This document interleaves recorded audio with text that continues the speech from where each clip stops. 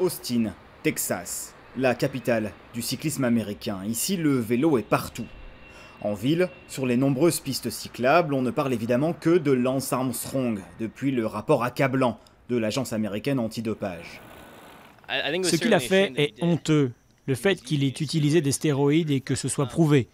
Par contre, lui retirer ses titres, je ne suis pas sûr que ce soit une bonne idée.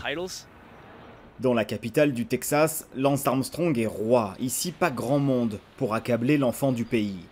Dans le magasin de vélo dont il est le propriétaire, on soutient coûte que coûte le septuple vainqueur du Tour de France, peu importe les accusations.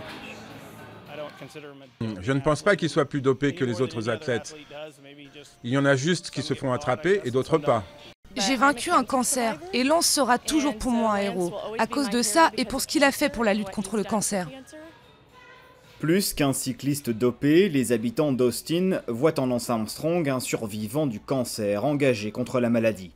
Dans les locaux de la fondation Livestrong dont il vient de quitter la présidence, les révélations de dopage ont été difficiles à digérer.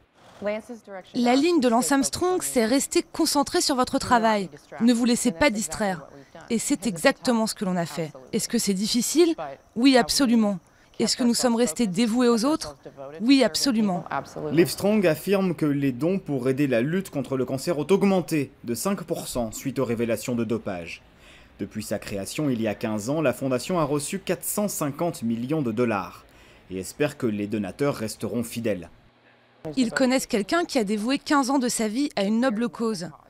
Ils connaissent quelqu'un qui a donné 6,5 millions de dollars à cette fondation. Lance Armstrong restera d'ailleurs au comité de direction de Livestrong. Avec le retrait de ses sponsors et peut-être même la perte prochaine de ses titres sur le Tour de France, sa fondation pourrait être son dernier refuge.